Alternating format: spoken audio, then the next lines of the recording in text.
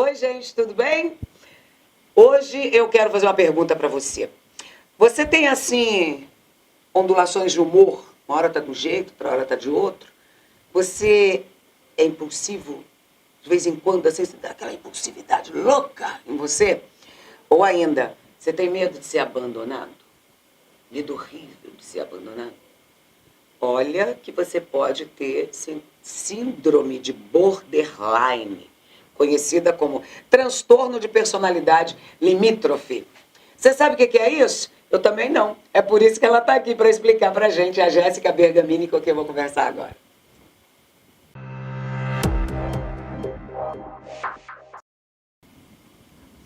Jéssica, eu quero te dizer que quando você veio aqui que falou sobre maternidade e maternagem, que para mim foi uma palavra nova, olha, foi muito bem assistido, foi um tema muito bacana e eu estou grata por você vir aqui outra vez trazer um novo tema aqui pra gente. Fico muito feliz e a gente vê que realmente a maternidade é um campo aí para muito ser explorado, né? É uma coisa, né, que existe desde sempre, mas existem muitas coisas que ainda a gente não sabe. Foi muito interessante. E falando nisso, hoje o tema é síndrome de borderline, que também é conhecida como transtorno de personalidade limítrofe. É um nomão. Quando eu ouço essa palavra, borderline, eu lembro da Madonna, que tem uma música da Madonna que chama Borderline, se não me engano. Mas dentro dessas patologias, dentro de uma patologia, o que é a síndrome de borderline? Vamos pegar pelo nome limítrofe. Limítrofe vem de limite. Então é como se fosse uma pessoa que está na linha entre a razão, né, e o processo fantasioso. Então ela vai mesclar, que a gente poderia dizer aí, pequenos itens psicóticos, né? Por exemplo, quando tu fala uma pessoa que tem medo do abandono, na verdade ela não tem medo do abandono, ela vivencia abandonos irreais. Ela elimina relacionamentos exatamente porque ela já antecipa o término, ela já antecipa a dor daquele abandono. Então ela vive constantemente com aquela dor da rejeição, do abandono, é uma dor tão forte que as pessoas que têm a síndrome quase sempre se mutilam. São aquelas pessoas que cortam, que vão ter um comportamento impossível das drogas, um comportamento sexual, né, assim, muito atípico, enfim, bebem demais, né, são bem impulsivas, porque é uma forma de extravasar essa dor emocional, uma dor emocional que ela só se controla por uma dor física, muitas vezes. Nossa, essa coisa é pesada, hein? Agora, entre os sintomas do transtorno, eu vou falar o síndrome de borderline, sim, tá? Porque são dois nomes aqui que são conhecidos. Então, dentro desses sintomas, está também as ondulações de humor que podem ser confundidas com bipolaridade, por exemplo? Sim, mas é um diagnóstico diferencial que a gente chama, porque a bipolaridade ela é em ciclos, em tempos. Ela não é no mesmo dia você ter várias oscilações de humor. Esse mesmo dia, várias oscilações de humor é correspondente ao borderline. Então, a pessoa vai de um extremo ao outro em instantes, que é por conta dessa rejeição, dessa confabulação. Então, eu estou aqui conversando contigo, de repente você me olha com um semblante, e isso já muda drasticamente meu humor, porque na minha cabeça eu já vou ter pensamentos direcionados, ela está me rejeitando, ela não está concordando com o que eu estou falando, eu estou incomodando, e aí isso faz com que essa pessoa entre em oscilações intermitentes de humor. Então ela pode estar muito bem, muito eufórica, tudo vai dar certo, muito positiva, e de repente alguma coisa ativar o lado mórbido, depressivo, e quando é depressivo, é muito depressivo mesmo. Então, as pessoas com o borderline, com transtorno de personalidade borderline, são mais suscetíveis a pensamentos de suicídio, a tentativas de suicídio, mesmo que a maioria das vezes eles querem chamar a atenção, mas a incidência é muito grande no pensamento e na tentativa de suicídio. Pelo que eu estou notando, assim, também, a pessoa que ela tem essa síndrome de borderline, ela é também altamente reativa. Sim, sim. E sempre a culpa é dos outros. Incluindo na fantasia. Exato. A Jéssica, como você diz, a Jéssica me olhou assim, então, não sei, já tirou Estou sendo rejeitada. Acredita naquela verdade dela, criada. E sempre vai testar os relacionamentos. Por isso a gente fala do abandono irreal. Então, para eu ter certeza que você ainda gosta de mim, eu vou criar conflitos com você, ao ponto de saber se realmente você me suporta ou não. Aí quando você abandona a pessoa, diz assim, não dou mais conta, realmente vamos terminar, né? Não quero mais a tua amizade, ou enfim, o relacionamento, essa pessoa ela volta atrás, porque ela fica nesse jogo. É um jogo de humor, é um uma jogo de emocional. Então ela tem um problema alto de insegurança. E aí, pela história etiológica desse transtorno, ele vem lá da nossa primeira infância, de um vínculo materno ineficiente, uma pessoa que sofreu muita negligência na infância, então ela teve, por exemplo, é muito comum ver em pessoas que foram adotadas, abandonadas, tiveram traumas muito persistentes na infância, abuso sexual na infância. Geralmente são relatos a história de vida das pessoas que têm esse transtorno nos traz. Sim, sim. Porque é um momento de insegurança, né? Porque, querendo ou não, o ambiente familiar, ele tem que te propor uma segurança, porque você está ali, tua estrutura emocional é mínima, tua estrutura de psicológica ainda está em formação.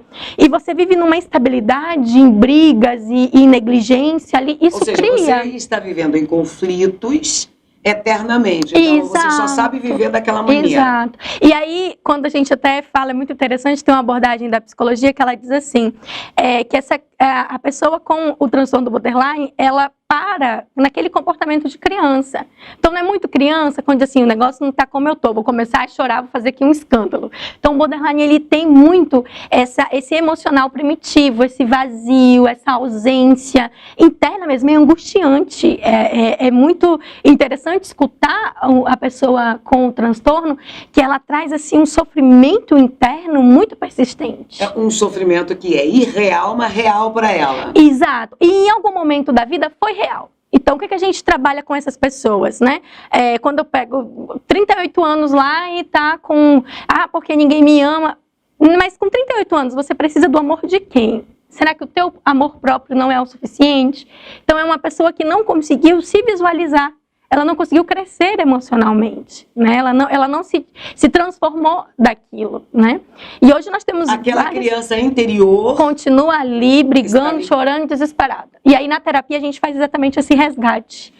É porque talvez aquela criança interior, quando ela parou ali, no caso, como você disse, o crescimento emocional parou naquela idade, né? Uhum. E dali em diante não seguiu mais. Então aquela criança está ainda buscando aquilo que não teve lá na infância, é isso? Sim, de fato. E hoje uma das abordagens de maior utilidade e eficiência no tratamento do transtorno de personalidade borderline é a terapia de esquemas, que ela trabalha os estilos parentais. Então o terapeuta ele vai revivenciar com esse sujeito o que faltou. Então, se te faltou uma mãe que te falava o que era certo, o que era errado, um apoio materno, paterno, o terapeuta vai tomar essa postura e vai trabalhar esses estilos parentais com você. É a terapia de esquemas, hoje, muito falada para o tratamento do transtorno borderline. Ao mesmo tempo, as pessoas que têm esse sintoma de borderline, elas têm medo...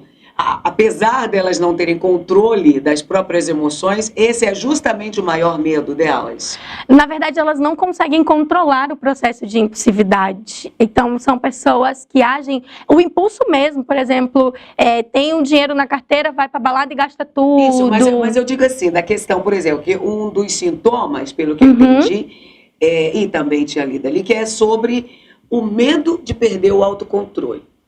Mas a incoerência, né? Sim. É que ele não tem autocontrole e destrói as relações por medo de perder o controle sobre as relações. Exato. Não seria um autocontrole somente, mas um controle. Geralmente ele vai ser muito vítima, ele vai ser aquela pessoa, até tem um nome popular, não se aplica, mas só para as pessoas entenderem, é aquele vampirinho emocional, sabe? Ele vai ser mais ou menos assim. Isso, ele precisa, então é sempre aquela pessoa muito queixosa, né? Então, e aí é interessante, muito carente. Insegura, então. Muito insegura. E ela vai para os ciclos, né? Então, quando ela está naquela fase que, não, tudo é lindo, vamos lá, a gente consegue e tal, é incoerente com aqueles outros princípios de quando ela está lá embaixo, que ela precisa desse apoio.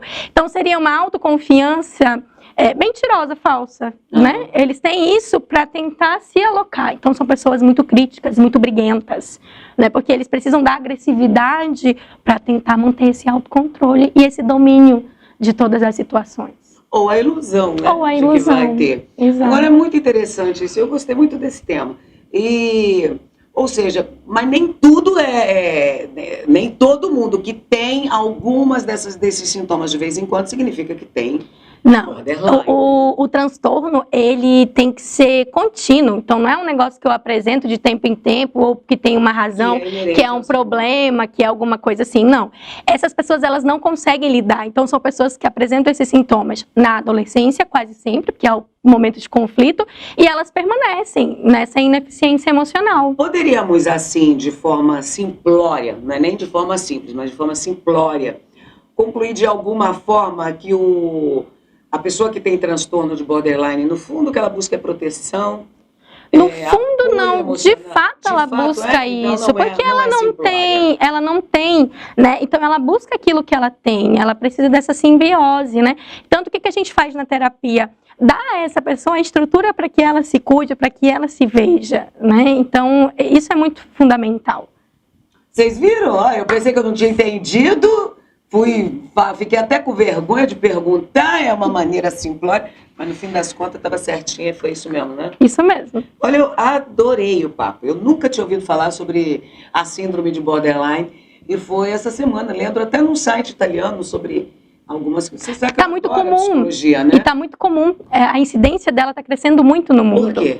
Por conta das próprias relações maternais. Hoje nós temos crianças muito mais institucionalizadas em creches, que não têm esse respaldo emocional da família, né? Índices do Ministério da Saúde hoje, relacionado a álcool e outras drogas, mostra que 82% dos casos de dependentes químicos abusivos é causa de negligência. E quase todos, uma grande parte, tem o transtorno borderline.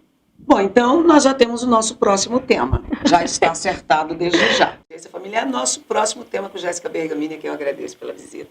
Adorei. Agradeço bastante. E para quem quiser saber mais sobre o transtorno borderline, tem um livro maravilhoso, que é Uma Mente Inquieta, que é de uma psiquiatra americana que tem o transtorno e ela conta os ciclos, as vivências dela em todo o tratamento do transtorno. É um livro bem pesado, mas bem real e que nos dá uma clareza sobre o transtorno borderline. Muito bom. Foi bom para você? Foi ótimo. Sempre bom estar aqui. Muito obrigada. Então, esse foi com a Jéssica Bergamini, com quem eu conversei sobre síndrome de borderline. Agora vocês já estão sabendo mais, eu também. E o nosso próximo assunto já está marcado semana que vem. Vamos lá? Pode ser? Pode. Então, tá, nós vamos falar sobre esse tema que é sério, que é a negligência familiar. Até a próxima. Obrigada.